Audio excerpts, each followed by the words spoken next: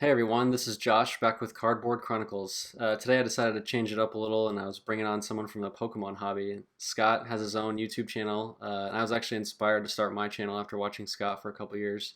He brings a really unique perspective to the hobby and I'm really excited to have him on. So, Scott, how's it going, man? Pretty good, man. Happy to be here. Awesome. So, why don't you start us off and tell us about your history in the hobby and what got you into Pokemon and all that fun stuff.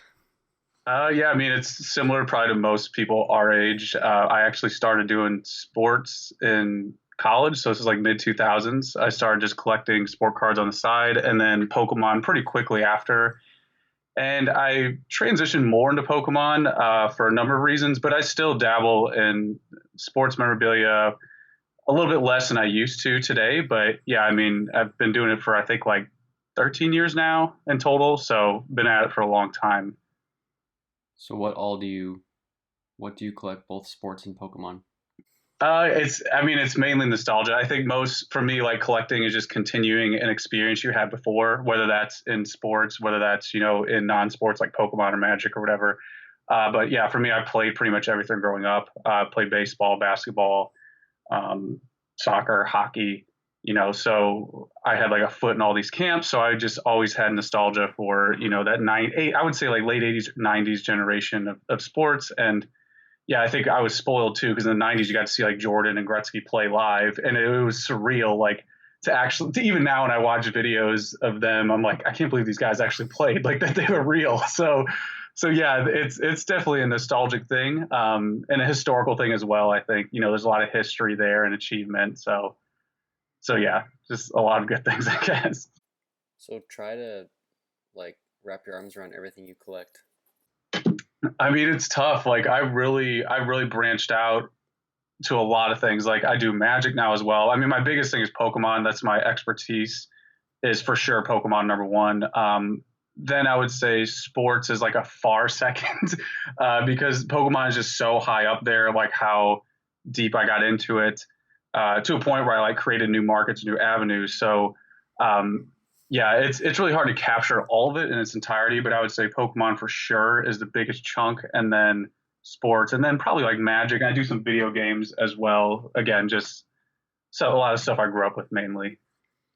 So why don't you tell us about your Pokemon business that you have going and sort of the channel that you have and just explain all of that? Because I know you've got a pretty big following now and it's basically your job. And I think a lot of people will be interested to know, like, is there really that much to Pokemon? Is there that, is it that deep where you're spending this much time on it?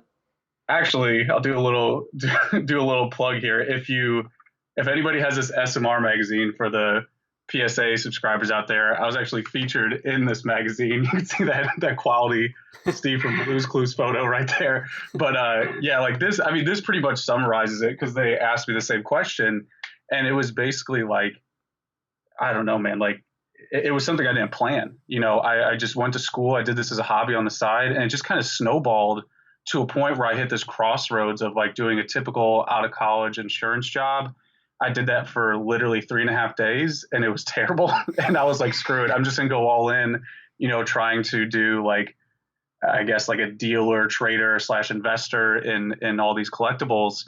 And it started much smaller. Now it's at a much healthier place, knock on wood. But yeah, that there's no real one answer to it. It was just a long process. I think the easiest way to describe it is just constantly being engaged, and things just fell into place over time naturally. So where's your So yeah, niche? Where's your niche in Pokemon? Is it like the base set stuff or that's a good question. I would say in general, like I have some cards on hand as an example. It's probably going to be the trophy cards. Actually, going back going back to this thing, it's like this thing details these trophy cards as well, and I keep plugging it because for guys who aren't too versed in Pokemon, it's easy just to read that and understand it, what these are. But this is probably what people know me for are these type of cards where like, something like your Charizard, this is considered a set card. Now, this is definitely like the premier marquee set card right here. It's going to be analogous to like a rookie card, where something like your trophy card is going to be, I think, more analogous to like a Honus Wagner in that it has this extremely limited print.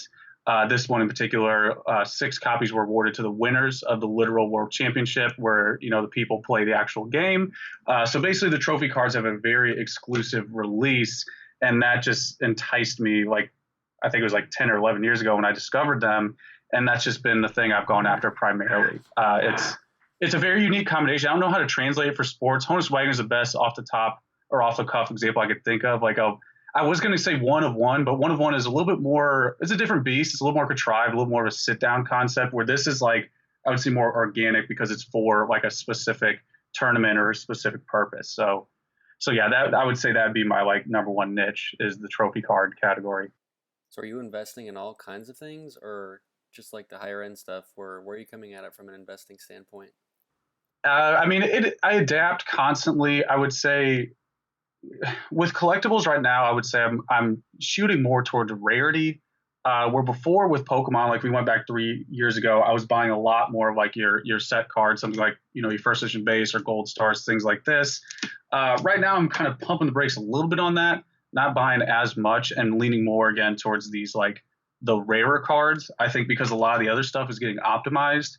I think that's probably true for a lot of these, like whether it's sports or Magic the Gathering, you name it. I think a lot of that stuff is getting heavily optimized because there's so many more eyes on it now with social media. So yeah, I'm just focusing a little bit more on the rarity than I did before. I think that'd be the easiest way to categorize it. So try to explain to the sports guys how you can make money in Pokemon and just sort of like the longer term thought towards Pokemon. Because I think, I understand it. I came from Pokemon, but a lot of the guys that I talk to about sports, they don't really understand, the future possibilities with it. Try to explain that. Well, I mean, it's so like if you look at first edition base set, that's like a great starting point. It's basically like your 86 Fleer, your 1979 OPG. Of course, you're talking different eras there, but I think the Charizard is probably most analogous like a Michael Jordan rookie. And it's going to have that same pattern of, if you break a box, you break some packs, you're running that risk. Is it off centered? The condition issues, you're running into that. So it's literally the same exact process for sports. It's just you're substituting like Jordan for Charizard, or LeBron for Blastoise. You're just substituting a fictional thing for, a non-fictional thing. But yeah, it's like I think that's the easiest way to say it. There's no one path to success in any of these markets. But that's the most similar analogy I can think of is that it's going to have all the same condition issues, I would say sealed product right now is vanishing very quickly in Pokemon. I think a lot faster than sports. So like a lot of these boxes are from 1999 till about 2005 or 2007. A lot of those are very scarce right now. Where if you look at anything, in sports, unless it's like Upper Deck the Cup or these very unique, premier releases, outside of those things, everything's available. So maybe that's a difference there. That some people are just coming in to buy those boxes because they are pretty scarce, because so many people are opening them to try and get the chase cards. So how would you compare Pokemon to sports cards in terms of like long-term investing, especially with a lot of the younger generation coming in and sort of like, the more like traditional card collector is going to be like your baseball and now moving into basketball and football. How would you sort of like warn sports people that, Pokemon's not going away and it's coming? Yeah, Pokemon might be the future. That's a really good question. That could be like an hour-long conversation in itself, like if you really want to dissect that. But I think in general, I'll just say how I feel about it. Like I actually have up here in my office, I have Mickey Mantle Ball sitting here, and I think stuff like this will be fine. Stuff like this, you're talking about a cornerstone of history in the sport. That's a pretty ubiquitous name across the board. People know Mantle, Babe Ruth, you name it.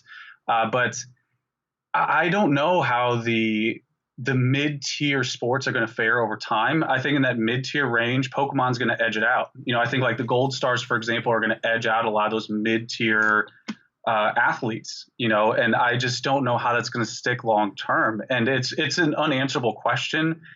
For me, I think Pokemon has more legs to it in general. I think it's going to last longer in, like, let's say the next 20 years. Sports has a lot more risk right now with the depreciation of football, with the depreciation or the length of baseball. I'm a big Cardinals fan, and it's just there's no way around it. Even the diehard fans are like, yeah, these games are so long. So, there's a lot of these, I would say, this pressure in sports that you don't have to experience in non-sports because it's more insulated in that it's someone's experience.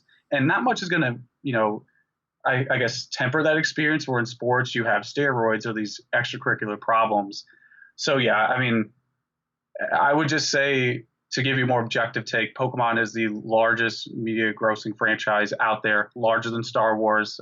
There's no modern hobby. Charizard, for example, 1999 PSA 10 first edition Charizard sold for $40,000. There's nothing from 1999 with over 100 PSA 10 examples selling for that price. And I have trophy card prices that make that Charizard look like an appetizer. So yeah, there's a lot of money. There's a lot of money. There's a lot of interest. Pokemon hits a larger audience. Baseball is definitely America's game. Pokemon is more of a worldwide brand. So yeah, there's a lot of opportunity costs in both of them. I just think Pokemon hits a larger demographic. I would say though it cuts off around the 90s.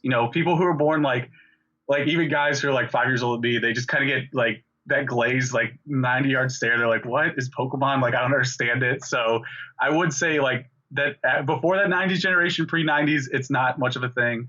But after that, it definitely has so much inertia, more inertia than any other hobby I can see right now.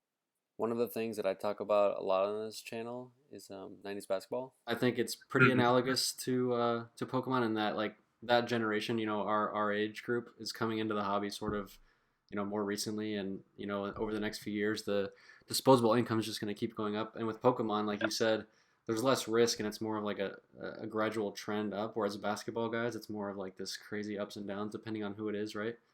So it's a lot different, right? There's more choices and more possibility to make mistakes with sports. Yes. Yeah. I think there's a lot more risk. And also, I think in sports, at least for the cards for modern, you're just trying to get that chase card. Like you're trying to get the refractor or whatever it is. And it's just hard to, I think honestly, it's hard for me at least to stay continually excited for that. Like I really like the old historic stuff. I like the old rookies, like pre-90s rookies, because it's like it feels more organic for me. So I just don't know how that's going to play moving forward. I think it works a little bit now because it hits that gambling element. I just don't know how that's going to evolve, 10, 20 years from now. But, there is a market for it, though. You see those patch cards all the time going for new prices. So what is your take on the future of the hobby? I've heard you talk about a little bit with like the overprinting, sort of like the contrived nature of the cards, especially with sports. How do you feel about that, both from sports and Pokemon?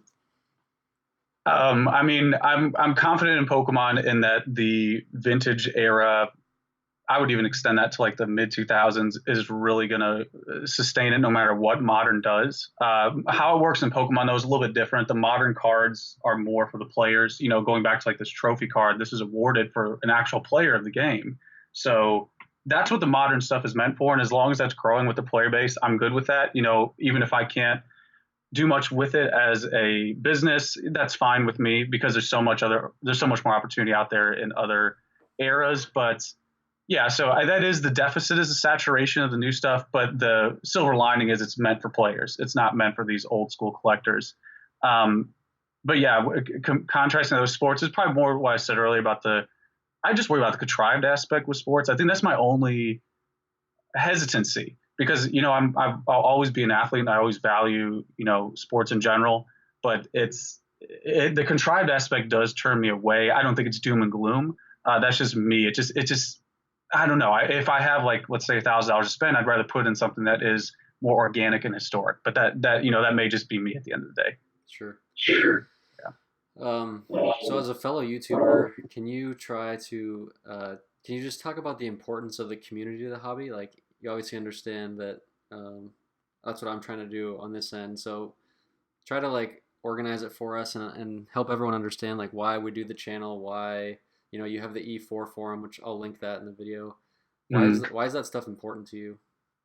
Well, again, it's kind of that process to like the earlier question about, how did you start this business? It was one of those things where I just did it, like E4, for example. I just started it because I wanted to talk more about collecting. And I think that really is like the crux of all of it is I think people just want to share their experiences and, whether that's, hey, how many cards are in this pack, or like, what's the best card in this set, or, just basic questions like that. I think it just keeps the interest going. Also, it connects people in a necessary way. Part of sustaining markets is growing markets in the sense that like you need people to cooperate and understand that, there is accurate information. We can dig deeper and find out more. Because I think that's the wheelhouse of E4 is that you have all these people who are just very serious about what they do. They genuinely enjoy it, and they also take it seriously enough to, discuss it, debate it, whatever it may be. So yeah, I think it's just a necessary part of hobbies, because especially when you talk about Pokemon, it's a trading card game. So it's like, that's the whole point. And it's similar to sports too. You want to talk about your polls, you want to talk about your centering issues or whatever it is, your stories, whatever it may be, how you obtain the cards, you got to have an outlet for that. So it kind of just naturally evolved. And at this point, it's definitely become a full-time job, whether I want to acknowledge that or not, it is. So, but yeah, it wasn't as like pointed, or I didn't conceive of it as like this master plan. It just happened, step by step. Were you surprised at how many people were in the community and similar to yourself? Honestly, yeah. The biggest thing that surprises me in Pokemon especially is how many people worldwide have the same experience. Like, I'll talk to guys from Australia who are like 20 hours from me, same exact experience across the board. And like, people in countries, like when I look at the analytics for E4, it's like there are countries on there, I'm just like, how is Pokemon in this country? It's like, it blows my mind, so it's unreal how, like, I think one of the best ways to describe it is like, we have groups from E4 that meet up, and Australia is one that comes to mind. Like, there's an Australian meetup where these guys are like, oh yeah, we're all from Perth, and they'll like schedule time to meet up with each other. There's a few guys from Denmark who do the same thing. So I think that's like the best example of what the community can bring, is that it has this connection where these people are like, hey, we like this thing, you like that thing, all right, let's hang out. And then you end up like just talking about life in general most of the time, peppered in with some collecting stuff. So yeah, it's a really good place right now. Honestly, it is in a really good state. So have you met a lot of your good friends now from the hobby? Yeah, it really has become like this pretty intimate mixture of like, yeah, we know we're here for like cards and stuff, but we know a lot about each other, and we just like hang out like on Discord and talk and stuff. So yeah, no, and I think that's just, again, shared experiences. That's what this is all about. Like, collecting is just continuing experience. So yeah, I mean, you're saying that like the experiences are same across different people. It's even the same across, Pokemon to basketball and football. I mean, we're all in this for the hobby. We're all in this for the collecting. So I think the sort of like natural conversation that comes out of it, the organic growth of it, like we're having here, is really what drives it forward. Not these companies pumping out more product. And oh yeah, for sure. It's definitely I mean, hardcore collectors, right? Yes. Yeah. Like, genuine interest is in itself, it's not a product. It's one of those things where it's more in the experience and talking about that experience. Like, I remember the other day, I remember when St. Louis Blues had Gretzky in 1996, and my parents paid for like the playoffs, which was a big deal because you had to pay to watch it on cable. And I remember being there watching that Game 7 when he had it, lost it, Eisenman took it and just sniped it, top shelf. And to this day, it hurts so bad because like we were eliminated. And it's so crazy though, like when I'll talk about that, now it's become like a meme in itself. Like, Gretzky had it, lost it, and I was like, wait, I thought I was the only guy who had that, that observation. It's like, no, there's like thousands of people who had that same experience. So yeah, the interest comes from that experience. The product is just a way to sell to that experience ultimately. So what's next for Scott? I don't know. Just gonna keep it going. Yeah, just keep on doing the same thing. Yeah, just try to stay on top of everything. Just try to stay on the cutting edge. But yeah, it's a constant process. Like, I'm definitely in it much more today than I was like 5 years ago. But so just to keep on going. A lot of people would be interested to know, like, what's an average day for someone who does this full time? Is it you like grinding on eBay looking for stuff to buy? Is it like doing your Patreon thing? Like, what's like most of your time right now? Well, so like, this is mostly what I do, but I have other, I would say, businesses are investing on the outside. But for the main part of like my hobbies is that, yeah, it can vary. Like, today I had like 3 calls, did Patreon calls. I did, let's see, I bought a couple things, shipped a couple things. It really can just vary. And sometimes I'll have like projects on the back burner that I try to like, there's always something basically I need to do. And I think I'm just describing like the general business dilemma. Every business has to operate and do everything. So yeah, I mean, usually every day there's at least one package. There's always a mess of cards, like off camera. There's like stacks of cards here I need to sort through. So, I mean, if I have free time to do that, I'll do that. If I need to do the packages, I'll do that. So it's kind of like a hierarchy of things I need to get done. But One thing that's always like really freaked me out about, not having a real job, a day job, and doing this is like the money isn't as, consistent. How do you, so is there times when you're like, you want to hold something to invest it, long term, but you sort of have to sell to pay your, to eat, like, how does that work? Yes. Yeah. So like I recently did a large deal that I might make a video on in the future. It actually has like a contract involved because it's such a large amount of cash and high end cards that were transacted. But one of the reasons I did take that deal, there's a lot of reasons, but one of the reasons is exactly what you're talking about. There's times where, especially when you're dealing with the high end stuff like the trophy cards, even Charizard, it can be feast or famine. You have to be ready to understand that you can go like months without these high cards moving. They're not liquid. They take time to move. So yeah, you got to be able to be patient and adapt to that. And for me, like one of my closest, actually, a guy I played basketball with in high school, he's like a whole foot. He's like 7 foot tall. He's a 7 foot black dude, and he's always like, man, whenever Pratt's doing something, he has like 5 backup plans in case something goes wrong. So I'm someone who like tries to insulate myself very well. But I wouldn't recommend most people trying to do this, especially today, right out of the gate.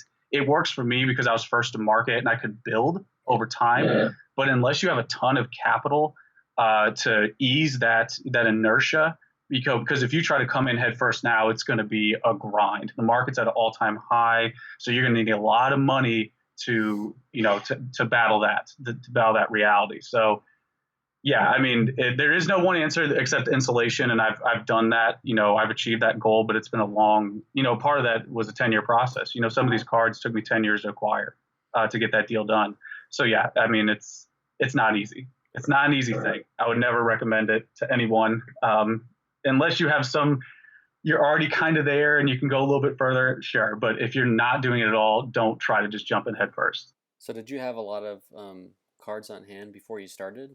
If I were to start it now, I've had 2 years in the game, so I could probably, make a dent in it. But for some, like people ask me like, oh, I'll just start investing in LeBron and I'll just start flipping. It's like, you're already at the point where like so many people are, way deep Yes. into how much they have that you're going to be fighting Yes. way uphill. So how much would you need to have at in inventory to like jump off before you even think Yeah, about it? to be like completely candid, for people who are seriously looking at collectibles as an investment, I think it needs to be said that the collectibles don't produce anything. I think if you look at like Warren Buffett's philosophy on investing, he's always going for something that, an asset that can produce, where this is more like art in that it is that abstract value, and that you essentially are saying, okay, will someone pay more than what I bought it for?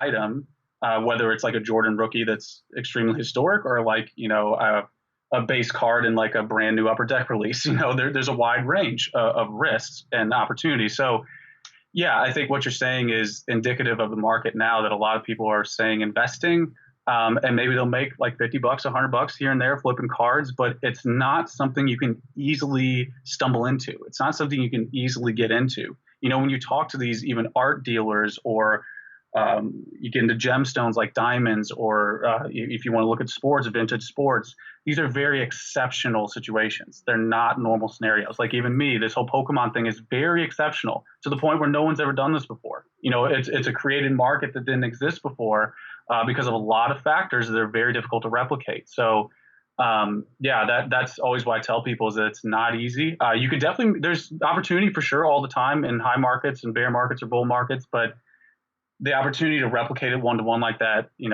it just isn't feasible. Yeah, the theme of my channel, basically collect what you like. I think I've had like, Yes. this is like my 15th or 16th interview, and every single one has been, collect what you like, gather the stuff that you enjoy collecting, and then, look up in a couple years and see where you're at. Maybe it was a good choice, maybe it wasn't, but at the end of the day, if you have what you like, it was a good choice, right? Absolutely. I mean, I always tell people that it's like, that's all I did. That's all people did in this hobby. It's all people do. They're just collecting things they like. And, when you see those fantastical prices on like the T206 recently, that $8 million auction that went at Heritage, or you see, take it to artwork, where art is like the pinnacle of collectibles as far as price is concerned. You have people that just simply like something, and sure, there's an investment strategy involved. Maybe there's other strategies involved. Who knows? But they have to have some type of genuine interest. So I always tell that to people, because if you don't have that, you're not going to understand the vocabulary. You're not going to understand the nuance. Someone else who does, who has the same capital that you do, is going to beat you every single time. Every single time. If you want to translate literally to sports, it's like the guy who can do that pull up jumper, 9 out of 10 times, is going to beat you if you don't have that in you. If you don't have that, so you're competing just like you will in sports. You're competing with people who they have the edge. Some people have the capital, some people have the knowledge, some people have all those combined. So genuine interest is the best way to navigate all that. Yeah, totally. So leave my viewers with one last thing. Like if the guys watching are only sports and they're not sure, like, what do I even start with Pokemon? What's something like a nice jump off point that may interest someone, that may Mm-hmm. catch their interest, whether it's like the base set or it's some random promo card set or something that just might catch their eye. Interesting. Yeah, that's a good question. I would say if you had any experience with Pokemon, start there. Like, start with what you experienced. If you had that, if you didn't, first edition base is like the easiest thing to purchase. It's like gold in this hobby. It's the most liquid, in that you can put that card up like a Charizard and it's probably going to earn a consistent price all day. It's like your Jordan rookie. I've said that probably 5 times at this point. But yeah, it's something that is very easy to entry. It's very analogous to sports. Like that's Charizard's rookie card, and that it was its first appearance. And it's part of history. Like, that first edition base set is what a lot of the cross collectors go for. I had a guy the other day. This is probably good to say on video. He's a vintage baseball collector. Doesn't do anything past World War II. Everything's pre World War II. And he said he actually read that SMR magazine that I held up earlier, and he's like, I didn't know about these trophy cards. I didn't know about first edition base. He's like, man, I just love it. I love the rarity. I love the release or whatever. And he started dabbling in Pokemon. This guy's probably like twice my age. So, it does have this, collectibles have a similarity that I think is universal. It's just a matter of, do you value it? Do you like it? Is there something there you want to entertain? But yeah, I'd say first edition base is probably the easiest thing to go after. That's the go-to move for most. Plus, I mean, Charizard, he's just badass, right? Yeah, there you go. I had a PSA 6, and then I watched all your stuff, but there was one video where you were like, you always talk about like rare, minter, older, better, right? Right, so right. I was like, 6 just isn't quite, what I'm looking for. Let's get an 8. So I bumped it to an 8 pretty recently. Oh, there you go. There you go. It's the same as sports, man. Like, I slept on the Gretzky rookie for so long. I had an opportunity to buy like the 9 Gretzky at like $4,000 to $5,000 back in the day, and now it's like 35,000. So like, Pokemon has seen, like, the 10 has seen a meteoric rise with Charizard, and like the 9 used to be 1,000. Now I think it's at like 6,000. So yeah, it's, at the end of the day, that card, even PSA 1, still has value. So I was hanging out with some buddies like a year ago, and it was at like 13K on eBay, just sitting there. Buy it now, maybe like a year and a half ago now. And yes. It was like $13,000, for Pokemon. Like, are you insane? And then I'm like, yeah. Remember that time a year ago when we were talking? It's 40 now. Yeah, exactly. Yeah, no, it's like, and the funny thing is, some of the people Pokemon still freak about the prices. I'm like, guys, go look at vintage sports just for a second. Just look at vintage sports and go look at art, and then come back to me and tell me how any of this is rational, because it's just what someone is willing to pay. It's that simple. All right, well, appreciate you coming on, Scott. This was really unique and different from what everyone else I brought on, so I appreciate you giving us this perspective. Yeah, no problem. Hopefully it was useful. Oh, it was fantastic. Thanks, man. Yeah, anytime.